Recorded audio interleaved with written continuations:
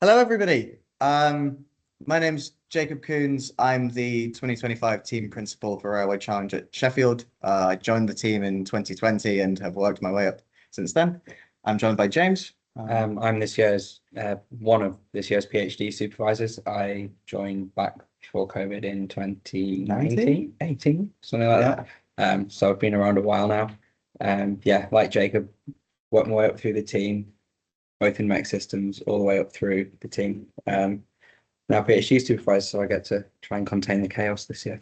So what we're going to be doing today is we're going to be showing you a brief history of RCAS and giving the teams some top tips, especially for new teams that are looking to join the Railway Challenge. So I'll let you take it, James. So what is Railway Challenge? So we are the University of Sheffield's entry into the IMechE Railway Challenge competition. A bit different to some of the other teams. I think some of the newer teams are like us. We're a student-led co-curricular activity, so there's very little academic involvement within the team, and we run outside of the degree program. So everyone on the team is doing this for fun, learning a bit more, having a good time. This year we're around 40 students from across the Faculty of Engineering, so multidisciplinary. Last year was our 10th year out, so yeah, good while out. And then obviously last year we won the competition, which was a lot of fun. So yeah, RCAS through time. The first year we turned up, didn't even have a loco, just turned up with a toolbox and had fun.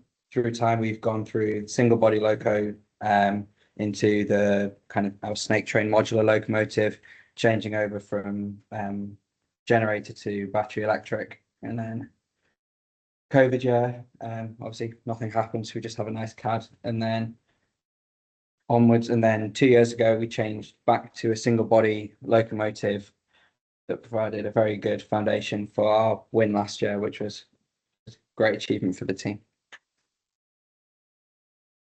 So in terms of reflecting a bit on last year's performance, big part of it was we had inherited a good locomotive from the year before, which gave us a good foundation to kind of do iterative design work. So yeah, with the kind of range of different disciplines in the team, different year groups at university, there's a wide range of different design skills in the team. This allows us to do both iterative design work, so taking something we have got a proven design for and improve it slightly, and this also gives us the platform to then make radical design changes as well.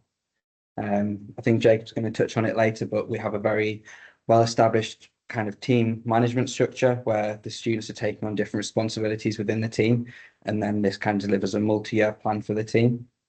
Obviously, couldn't do it without support and funding from the university, so we've got support from university sponsors and also our chartered engineer who's come through one of our sponsors to give us advice and help with our design process. A big part of last year's performance was the amount of testing we got to do. It was a big thing that the team noticed out of last year, was that we had an early test day in sort of February time, and then I think 3 test days once we built the new loco, and that really helped us kind of have a methodical approach to competition where we knew exactly what we were doing at different stages. I think it was the first year where the new members of the team have been able to properly get involved with kind of loading and unloading the loco, working on the loco around the track. They all knew what they were doing because of the amount of testing time we'd had. And then as well, when things went a little bit awry at competition, we knew where all the tools were, we knew where all the spare parts were, and everyone on the team could kind of chip in with ideas rather than it being left to the few older heads on the team. And yeah, I think it's really a culmination of kind of the previous 10 years of learning that the team's gone through, where every time something's gone wrong, we've kind of moved on, learned from it, and tried again.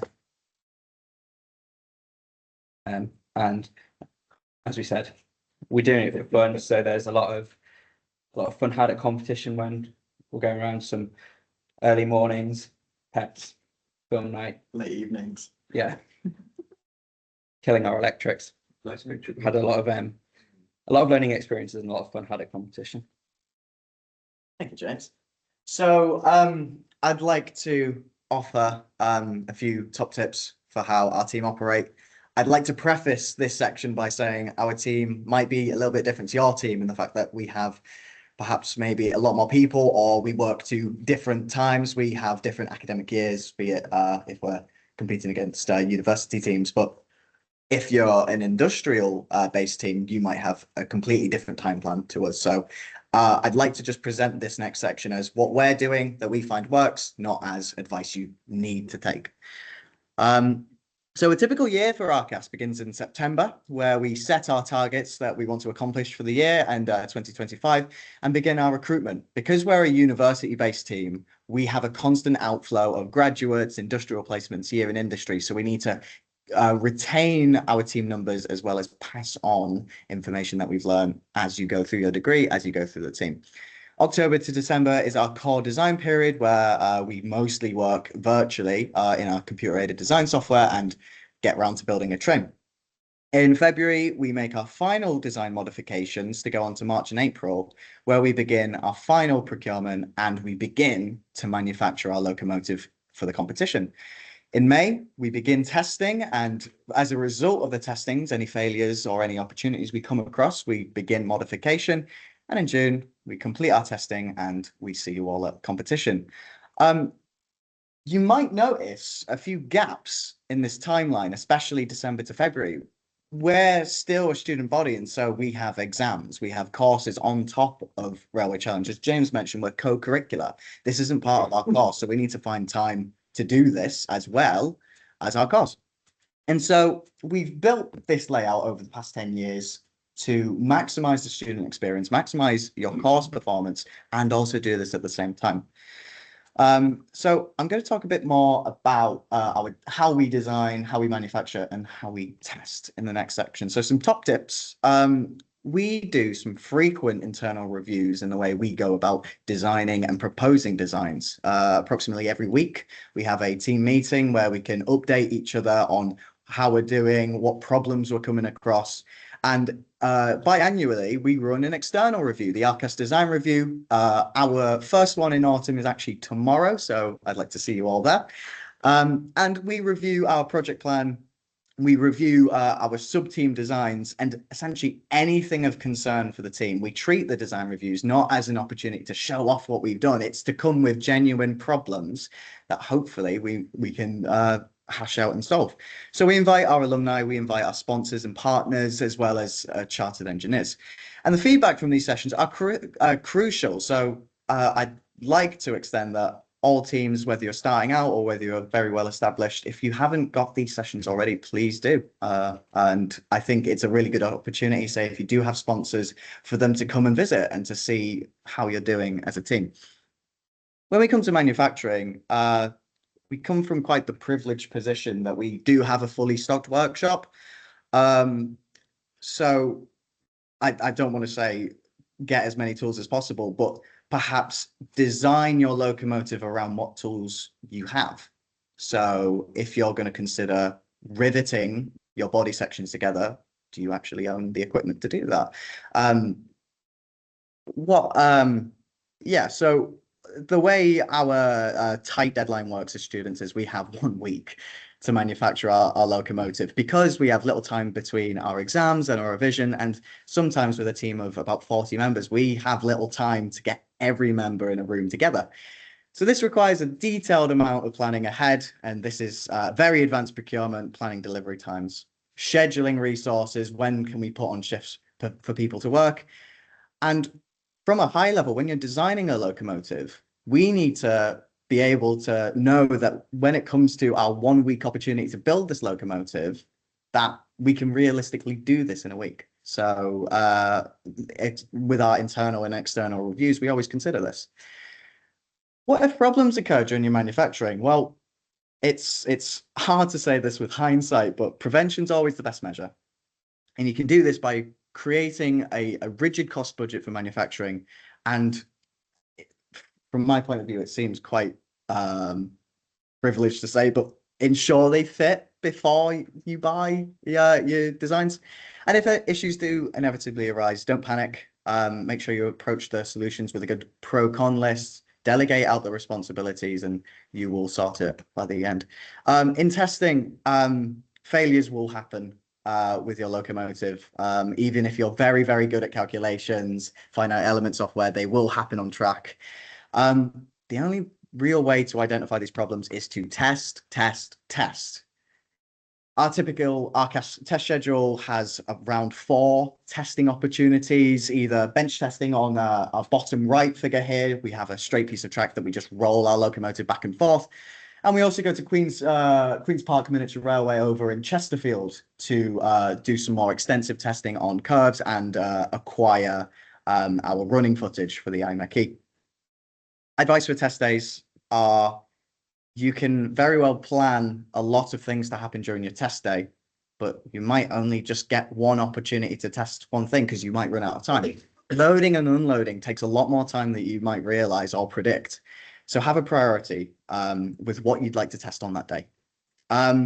If you have more time, plan what would be nice to have on that test day as well, and takes lots of tools. This applies for testing and competition. We bring our entire toolkit. I'd recommend, if you're not bringing all of your equipment and tools to competition already, please do. And give yourself time to modify your schedule based on anything that comes up during the test day. Say you're stuck in traffic or your transit van's blown a tire. The way we run at RCAS as well is we like to have a very rigid management structure. So rather than giving all of our team the possibility to work on anything they want, they can work in a very small space, but do it well. So we break up our locomotive by 3 sub-teams: mechanical systems, mainly running work in the bogie; structures covering the whole body, primary and secondary suspensions; electronics working within the body on our control systems, our power distribution. And the way this works in terms of management is those sub-teams are run by dedicated sub-team leaders who decide the direction and vision of each sub-team for that year. We also work in tandem with technical coordinators. So we have our own health and safety, innovation, and research and development coordinators, and they answer to our manufacturing coordinator. Going to my last point of, will the design work when you go to manufacture it? Max is in charge of making sure that happens.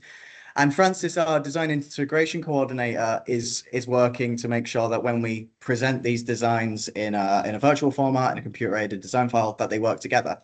And notice how, I'm just going to go back to the last image, how some of these sub-teams might overlap, especially in the bogie. We have a dedicated design integration coordinator to make sure that our teams are talking to each other and not producing the same work and making the process a bit more efficient. They answer to our technical compliance lead, who ensures that all of the design work done meets the IMechE risk assessment, our top-down, bottom-down analysis, and liaises with our chartered engineers when it comes to presenting calculations. There's me. I'm just here. And we have our doctoral supervisors and academic supervisors that have practically all 10 years of RCAS's knowledge to guide the team in certain high-level ways. As a team, we also pride ourselves on having individual recruitment, social welfare coordinators, and marketing coordinators. As you're trying to grow as a team, the job of recruiting more members, of maintaining a strong social media presence and marketing becomes harder and harder with the more sponsors you receive, the more interest you receive as a team. And together, what I'm trying to get across with this section is I understand we're a large team, but by giving set people certain responsibilities, it reduces the amount of overlap, it reduces the amount of duplication of work, and so you work as a more cohesive unit.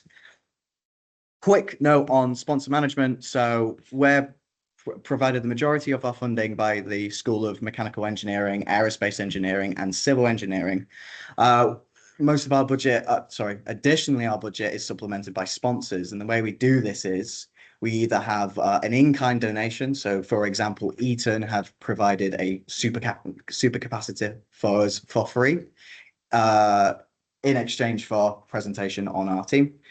But then we also have Forum and Frey that are looking at straight cash donations. And between these sponsors, workload can vary. So some sponsors do just want simple updates to attend events that they put on.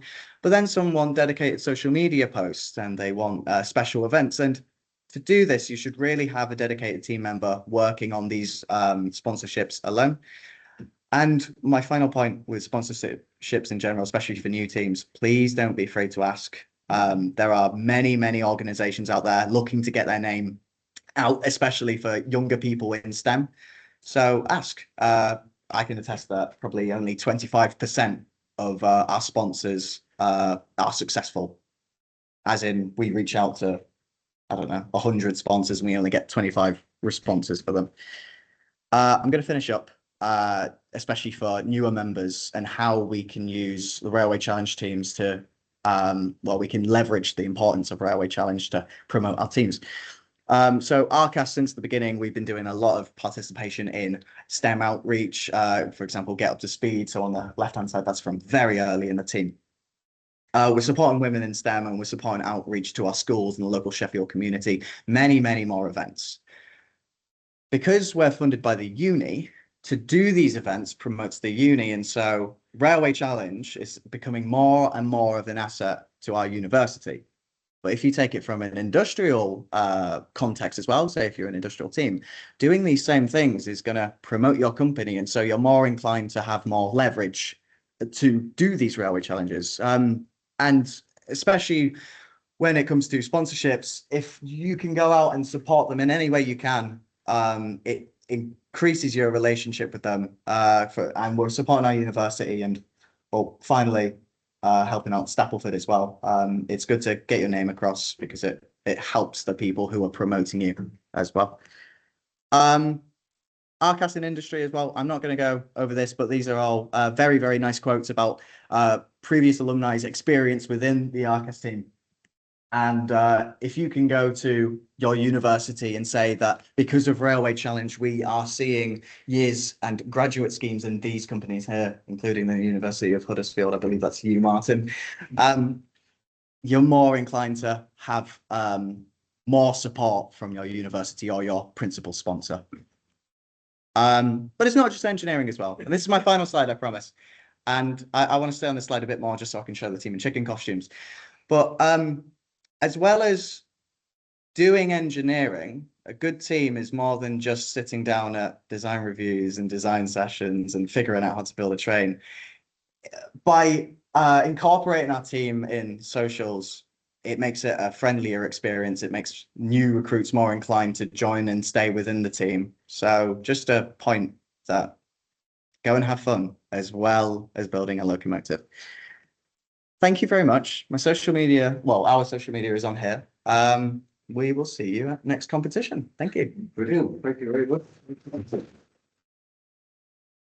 Statement from James. I don't know if there are any quick questions to them, or we can take them later if there are. I saw you. Okay, and now, do we have a presentation from Siemens? Yes, Emma is online and Emma's hopefully online. can Excellent. share her screen. Brilliant. So do I I need to do can. anything, or I was shall I just? I was just about to say, Emma, I'm actually not sure if we haven't turned any speakers on here yet. So just give me a moment, and hopefully we'll be able to hear you in a moment shortly. What we do? Where are the speakers? I'm hoping I pressed the.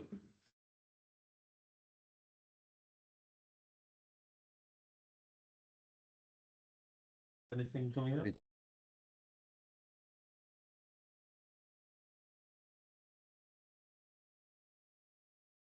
Yeah, we don't want this mic. Oh, we should. Sorry. If not, we might just have you to probably. See it on the speaker icon.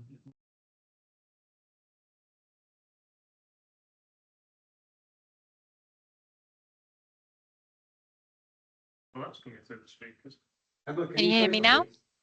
Yeah, you're very quiet. I'm hearing you on the laptop actually, Martin. Why is that? Let's.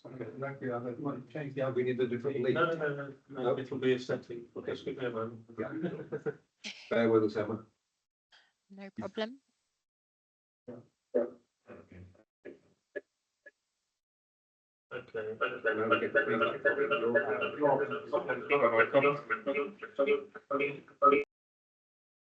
Okay, can you hear me now? Yes, we can, Emma. Okay, cool. I will make a start if that's all right. Yep. Okay. Hello everyone. I am Emma. I am also joined by Mihao on the call as well. somewhere, and I am I'm our project management team lead for Siemens Mobility Limited, or our Siemens Mobility team.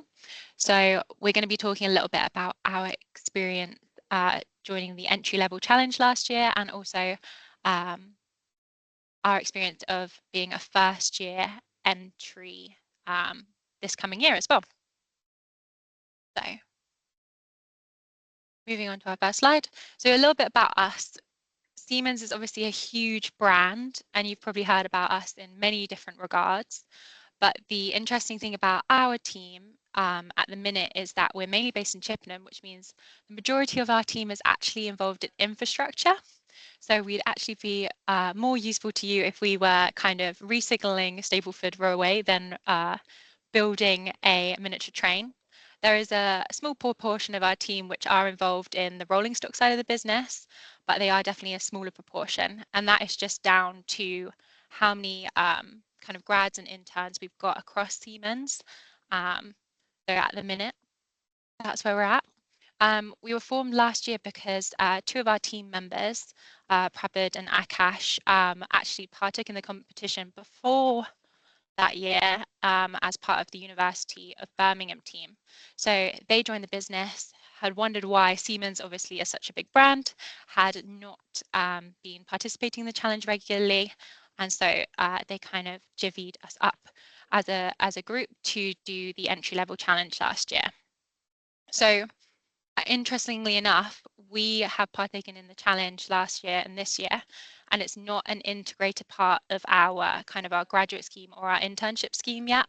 Something that we're working on, but at the minute, our funding in terms of the business has come from certain projects, hasn't come from a centrally funded place, which has meant that I know you would expect us not to encounter these challenges, but funding was a huge issue for us for finding within the business, and also recruitment isn't integrated as part of the grad scheme. So like you guys have said before with Sheffield, etc., we don't necessarily have team members that have 5 years worth of experience. We are working on like about a 2-year span where we are only able to work on the challenge in our grad scheme or our internship, which is obviously a maximum of 2 years. So we have our own challenges as well.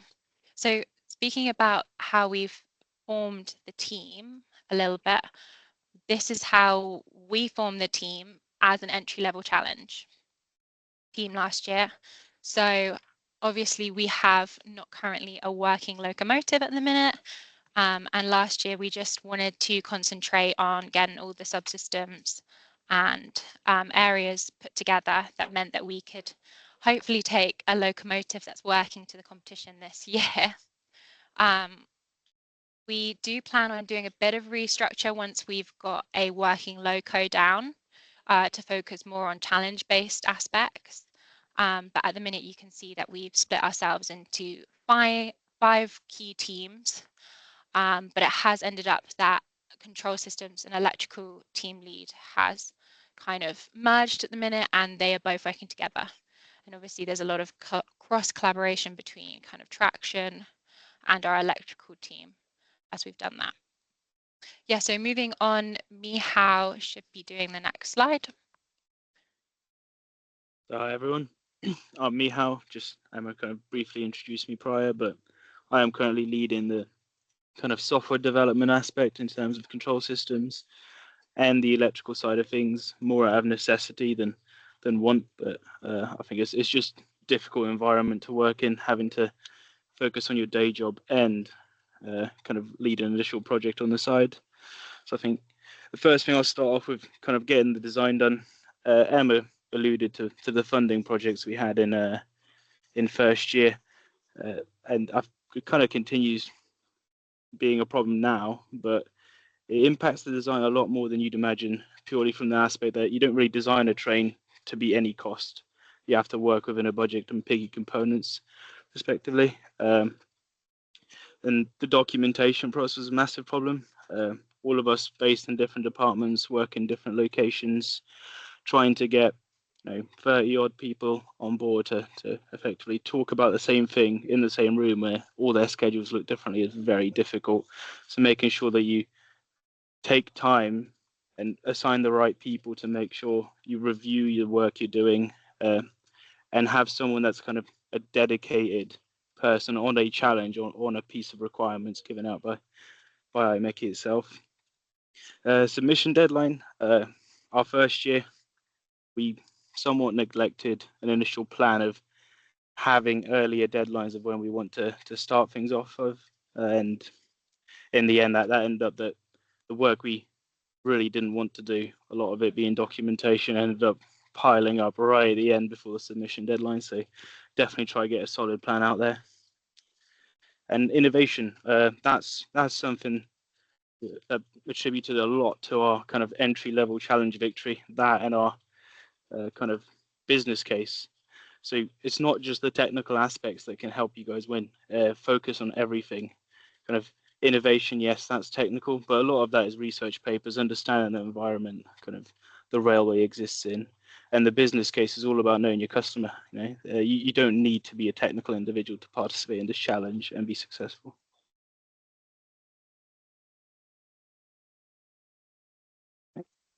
Yeah, next slide, please. So kind of more on my personal experiences as a leader of kind of predominantly the control systems team, recently electrical, is I alluded previously to making sure you plan things ahead. And something that I would advise to people is to try explore the Agile framework, look at Scrum and Kanban.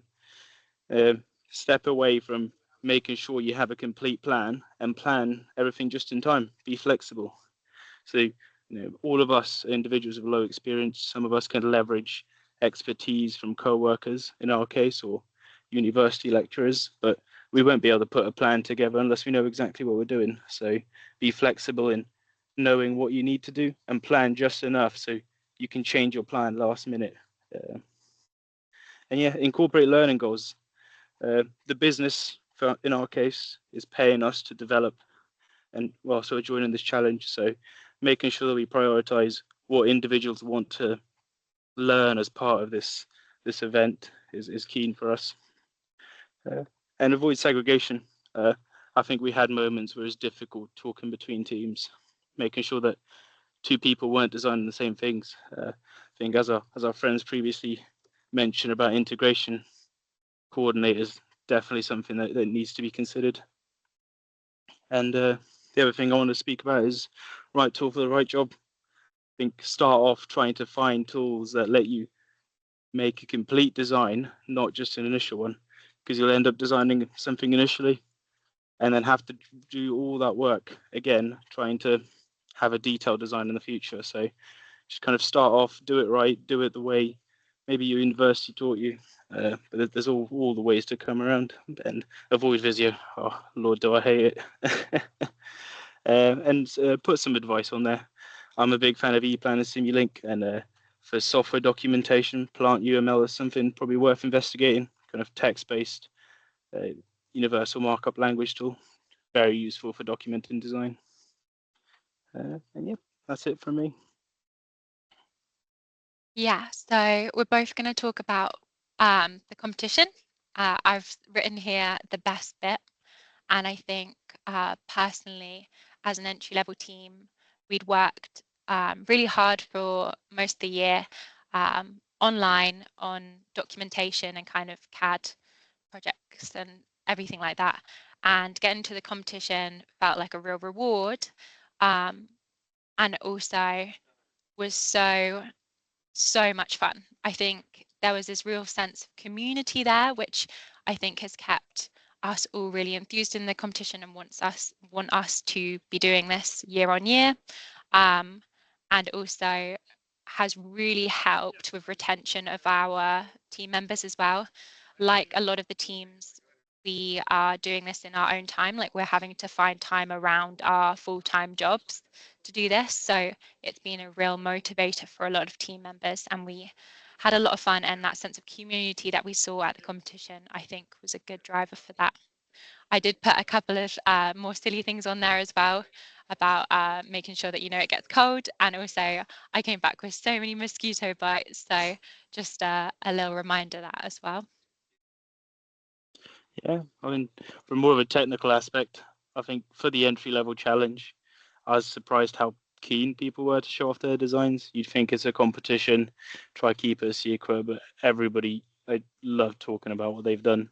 Just try and nab the chance to get as much knowledge as you can, because I think for us as Siemens, the big pitfall we dropped into is we've got a lot of exposure of how the railway actually runs, how the railway actually gets made. And when you kind of realize not everything scales that well, there are more cleverer solutions than used in the actual railway that can be implemented on the smaller scale. I know some people mentioned don't use railway parts, use car parts, as they're cheaper, more available. So it's stuff like that you can really find out from people, and it's always a great time chatting with anyone. Yeah, and then just our last summary slide.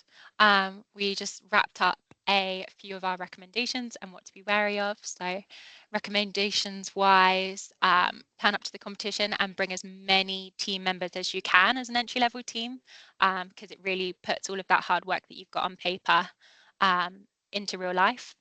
And then also what we found, it was obviously a close scoring last year anyway, but our focus on having a PM team and having members of the team that were focused on challenges like the business case and the innovation article really helped us be strategic in scoring, which was really great. And then we have spoken a little bit about it, but our division of the teams works really efficiently for getting the work done. But we have had feedback over the last year and a half so that the team members wanted some more integration, so more of those like whole team meetings to see where their hard work is going yet again. And then where we've seen the greatest kind of workload sharing and for people to be involved is where we've been able to allocate kind of systems or tasks to people, and they've been able to take ownership of it. So wherever possible, I know delegation can be difficult sometimes if you like to get borrowed into a job, but that's a big tip, is to give your team members ownership of something if you can. So in terms of more of the what to be wary with, some of these may be a bit more specific to our circumstance in Siemens, but kind of after the end of the first year and the kind of the submission of the design report, we had a massive fall off in participants, and what ended up happening is very few people took on a lot of responsibility, and I feel like we've just managed to recover from that state where now we have massive teams and we have to make sure we induct everyone. And I think being prepared for that is the important takeaway. Be prepared for newcomers, people leaving. Make sure that you don't just create a single point of failure, a bit like myself currently leading two teams. Split the workload up. There's also a lot of rules. We found that even assigning a single person to try identify all the rules and keep track of them became very difficult. You couldn't really have someone question them in certain conversations unless you put the rule book up itself. But we found that it's a lot easier to divide up the rules by section and assign specific individuals to be kind of your source of knowledge. And that seems to be working a lot better than in the first kind of year when it was team lead based, where now team leads aren't the people you're supposed to contact. It's specific individuals that represent those challenges and those kind of aspects of the rules. Yeah, deadlines come around fast. Be prepared. Make sure you make a plan. And I was kind of alluding to the agile and trying different management techniques. You kind of need some experience to really understand what to do in this competition, and it's valuable. It's something that we as a team lack. So making sure you kind of prepare to learn as you go and make changes, adapt to the environment, and take advice from other teams that have done it before, because they know a lot more than you and they can definitely help.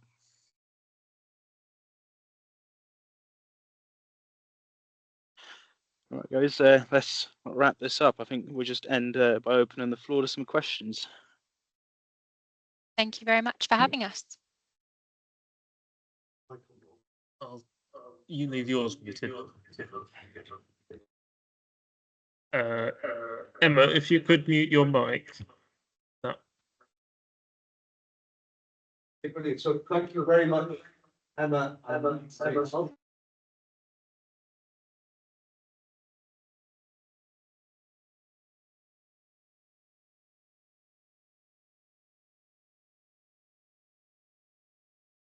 Apologies, we all just gave you a round of applause, but we muted ourselves for Can we you. do it again? Okay, so the only way we can make this work is if I constantly mute and unmute the speakers in the room. But there was one question for you. Let me just find that. So we have a team asking about your funding and sponsorship. So basically, last year you did an entry-level project. How much money did you find that required, and have you done anything about sponsorship yet? I'll take this question. So currently all of our funding has come from internally within Siemens. So I guess Siemens are our only sponsor, but we're also employed by them. Last year, all we spent were the application fees. So I guess if you were starting from the ground up, you would maybe include software and things like that in that budget. But because we downloaded software as part of our job roles, and the time that we had came out of our portion time for training and development as part of the grad scheme, we our only costs last year were the application fees and then attending the competition, which we expensed as travel costs. So nothing last year. This year, all our funding has come internally from Siemens, and we think that will be enough for us to get through first year of the competition and get a loco. If we need sponsorship in the future, there's a lot of complexity that comes from putting the Siemens brand next to other sponsors. So I don't want to get involved in marketing or anything like that. That's a huge department. So we'll see how that goes when we need further money, I'm sure. Yeah, probably not that helpful for all the teams because we're in a bit of a specific situation. But yeah. Okay, thanks very much for that. Sorry, I've had to mute the speakers just so that this works. Another comment, I have been aware that some companies in the past have actually charged out the time as well as expenses. If that is the case for your team in an industrial situation, that quickly ranks up the costs.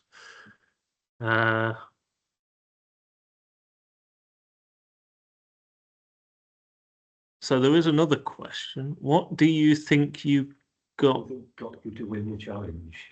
Oh, right. Okay. So I think this is again it might be to both. Maybe we'll give Siemens the opportunity to answer first. What do you think, essentially, why do you think you won the challenge is the question, as far as I think I said it. Yeah, go on, Michał.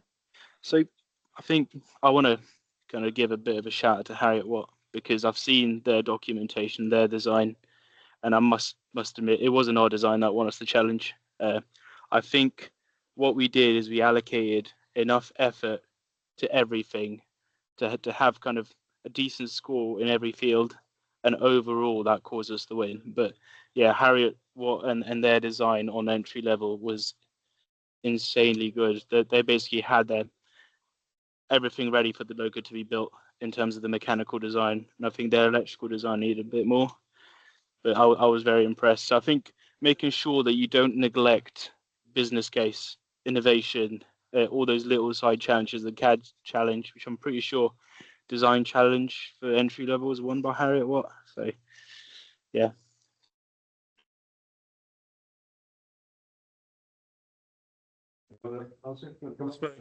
Sheffield are just coming up to the mic to answer the same question. So just as a reminder, the question was essentially, what do you think won you the challenge last year? So from our perspective, a lot of it was inherently learning from past mistakes, past experiences, but thinking specifically about last year, the big one has to be the amount of testing we had to do. So that came about from September, we had a very good idea of exactly how long the design process was going to take, how long procurement was going to take, the availability of testing time we had. So we knew, for instance, that our logo would take just over a week to manufacture. So we made sure we got in the lab ahead of our Easter manufacturing week.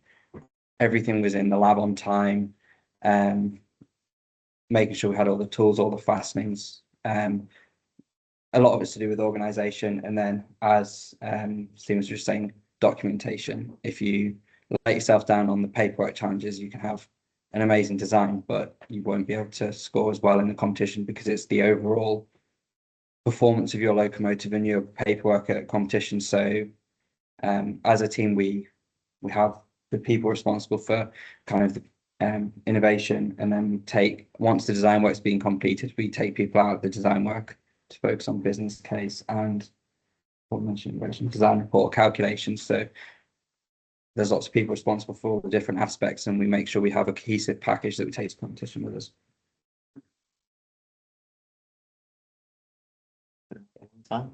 Experience as well. Yeah. Okay. Okay, great, thank you. Thank you very much. Thanks, guys. Thanks to everybody for that. Okay, we're more or less on schedule. We do have a little bit more time for questions if there are any others. Martin, from no more? Okay, fine. Then we'll just finish exactly on time with that bit.